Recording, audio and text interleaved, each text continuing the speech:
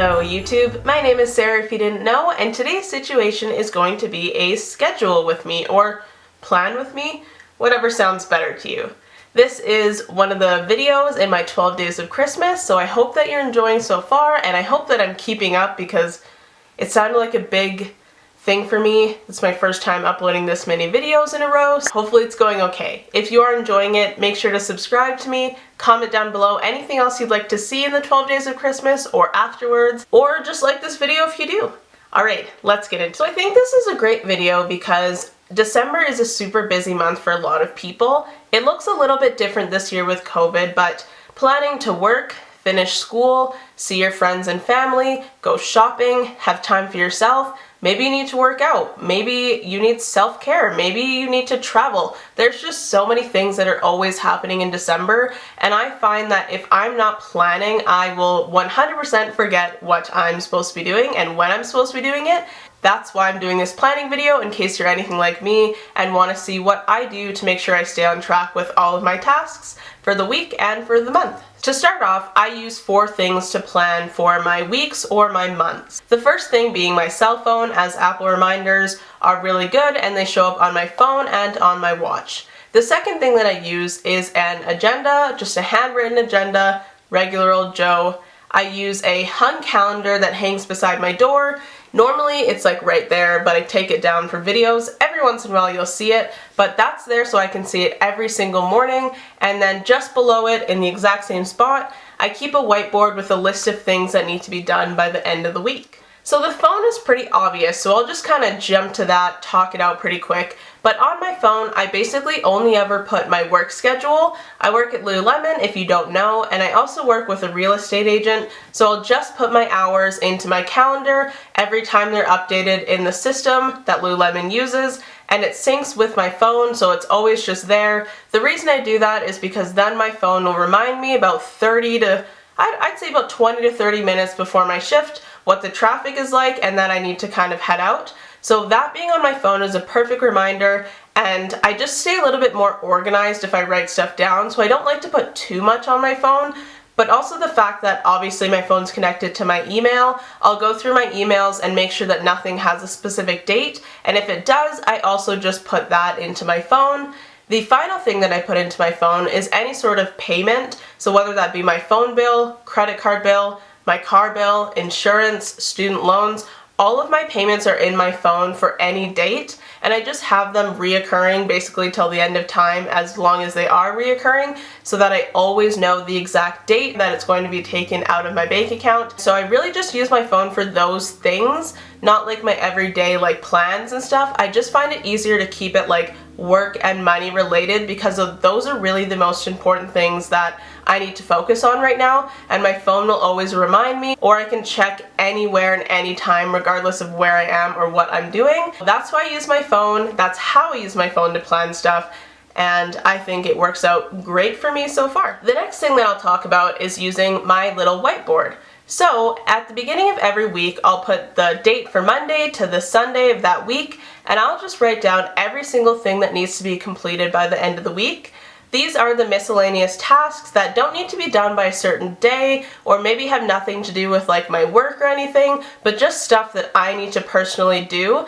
And it's great again to have a reminder every single morning of what I should be doing by the end of the week. And this will be stuff like if I need to go to a donation site, if I need to switch out my winter tires, if I need to book an appointment, if I need to see a friend. Stuff like that, I just need to know like this has to be done by the end of the week. So keep it in your brain, look at it every morning, and find time to do it. Once I do find time, I like to put a little note of when I think I'm going to do it, or about how long it's going to take me, so I can figure out where to put it in between my work and kind of other events that I'm doing during the week, and that tends to get stuff done pretty easily for me. But again, it's just a great reminder to have it laid out every time I wake up. I can see the list of stuff I need to get done.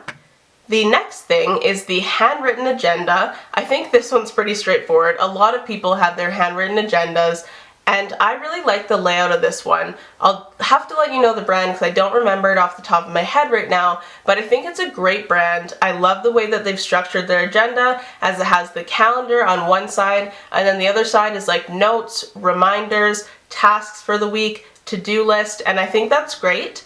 In my to-do list, I'll write the exact same stuff that I write on the whiteboard that hangs on my wall. So in my agenda is where I write out the actual times that I'm doing everything. If I start work at 3 o'clock, I'm gonna put 2:40 to the end of work because that's how long it takes me to drive there, and then the amount of time it takes me to come home.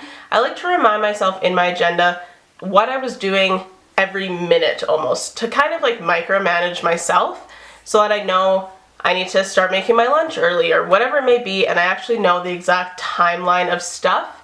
Then in my agenda, I'll write that same to-do list that I have hanging on my wall, and that just allows me to have like a second reminder, a place to check it off. It's also nice to remind myself like what I needed to be doing in certain weeks, and I like to go over that for like productivity. I think for myself, I relate a lot of my success to stuff that I'm doing, and now that I'm out of school, I feel like I don't have a lot of achievements going. Something as simple as researching winter tires feels like a small achievement, but if I'm able to look back and see that I did all these little things, it shows me that I am being productive, I am doing stuff, and I am successful, even when I feel like I'm not. So that's like a little bit of self-care, dare I say, and just like reminding myself that you don't always have to be doing 110 things, that the little things are just as important as the big things.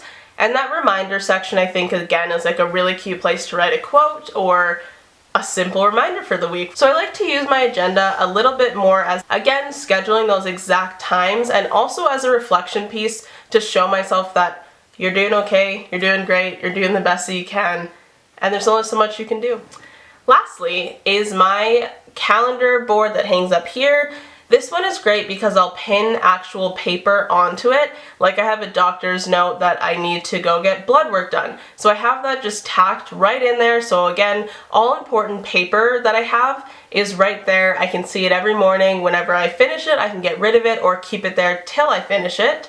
And this calendar, again, is just a visual representation of what I'm doing during the month. I think this is the best way for me to schedule those frivolous things like my self-care, alone time, hang out with friends, because I have my entire month written out, or as much as my work schedule that I have at the given time, and then I can fill in when I have free time, stuff like working out, seeing friends, just hanging out, like I said before. For me, it's that really visual way of seeing, are you overloaded on this day? Are you lacking activity on a certain day? And I can definitely space things out a lot better. Then I just have a lot of good memories pinned on there, like photos with my siblings. I have like tickets to Disneyland, just to remind myself that life is fun, even though sometimes I definitely don't think it is. I clearly have had fun, and it's just a nice place to put it and remind myself that all the hard work that you do, whether that be school, work, or anything else, there's still time for fun, and you need to make that time for happiness. So those are the 4 things I use to plan out my week and my month. Again, like I said, I just need to really remind myself in a lot of different ways the stuff that I need to do, and when I'm doing it, I am pretty forgetful, so if I don't do this, sometimes it never gets done. I'll just completely forget I was supposed to do something, and then it's gone forever. So that's why I have so many different ways. I love reminding myself every single morning. I love my agenda for accountability, and I love my phone for all of the different resources that connect. So if you enjoyed this video, definitely like or subscribe, and comment down below, how do you schedule and organize your time? Am I going overboard, or am I not doing enough? I'd love to know the way that you guys are doing it. So if you are liking my videos, the 12 days of Christmas, and I'm keeping up with them, definitely subscribe, comment down below, and like. I love having you guys here, and it's been so much fun growing my channel this year. I hope you have a great rest of your day. Bye.